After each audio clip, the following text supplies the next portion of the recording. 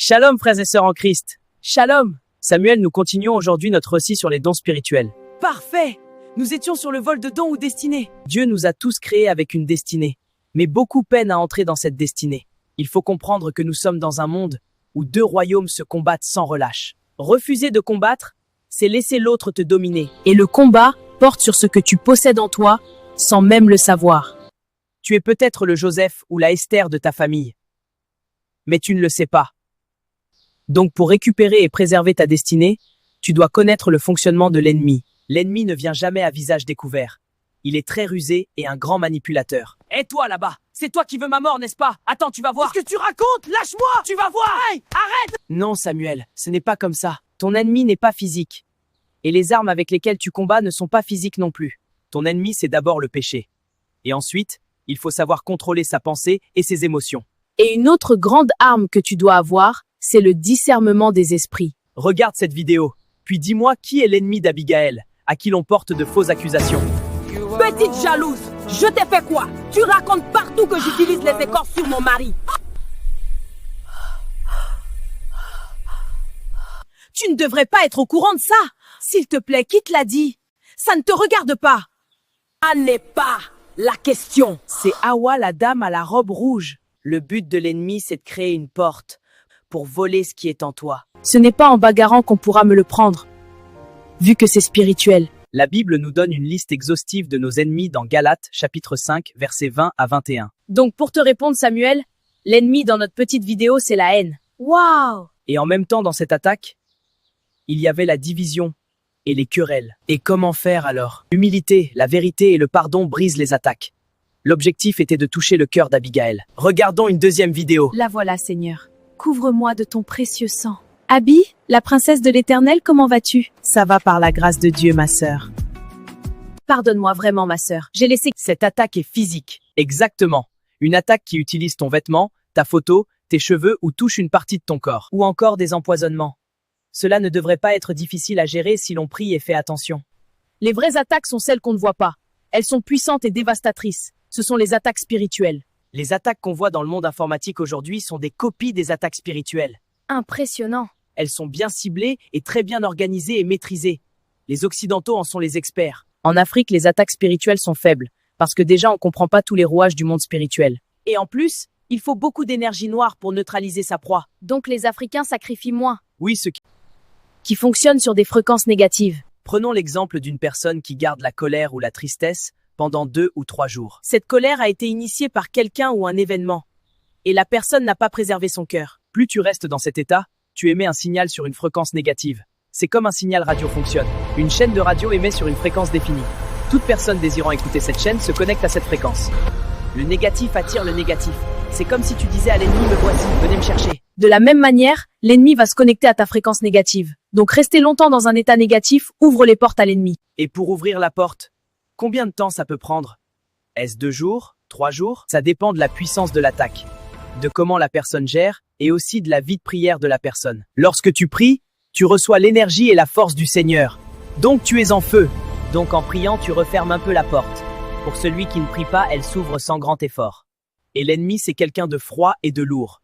Donc il veut éteindre ton feu et te rendre lourd. Peu importe par quelle partie de ton corps il rentre, tu peux le ressentir par la différence de température. Tu vas sentir que quelque chose de froid est en train d'entrer dans ton corps. Une personne qui ne prie pas régulièrement ou qui est dans le péché ne pourra rien ressentir. Et que fait l'ennemi une fois que la porte est ouverte et qu'il entre? Et une fois qu'il entre, la première chose qu'il fera si tu es chrétien sera d'interrompre ta relation avec Dieu. Il va te projeter la lourdeur ou la distraction quand tu décideras d'aller lire la Bible ou prier. C'est ta prière, ta louange, ta méditation qui forment une boule de feu. Si tes yeux spirituels sont ouverts, il va essayer de les obstruer. Mais il faut beaucoup d'énergie froide pour bloquer la lumière. Donc il faut former un bloc de glace. S'il n'a pas assez d'énergie, alors il va élargir la porte pour obtenir du renfort. Je comprends pourquoi les chrétiens disent que les écailles tombent des yeux. Parce qu'une écaille ressemble à un cristal de glace. C'est pourquoi les visions ne partent pas d'un coup. Ça diminue au fur et à mesure. Parfois, tu vas les oublier au réveil. Pour un prophète censé édifier le peuple, l'ennemi ne va pas fermer ses yeux, mais il va plutôt s'attaquer à la source de ses révélations, en la connectant à une énergie noire. Il va commencer à faire de la divination et prophétiser toujours du négatif, et il pensera toujours à tort que cela vient de Dieu. Qu'est-ce que c'est dangereux! Je dirais même que c'est extrêmement dangereux pour un homme de Dieu de perdre ses dons. L'ennemi va le plonger dans une grande illusion.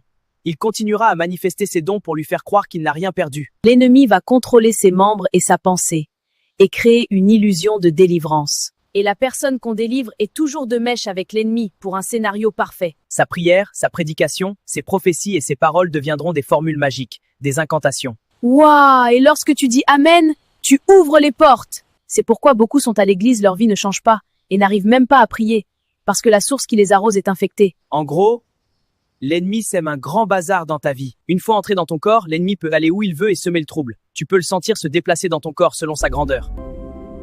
Il te projette les maladies, te vole tes projets.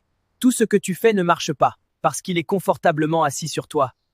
Il voit tout, il sait. Leur vie ne change pas, et n'arrivent même pas à prier, parce que la source qui les arrose est infectée. En gros, l'ennemi sème un grand bazar dans ta vie. Une fois entré dans ton corps, l'ennemi peut aller où il veut et semer le trouble. Tu peux le sentir se déplacer dans ton corps selon sa grandeur.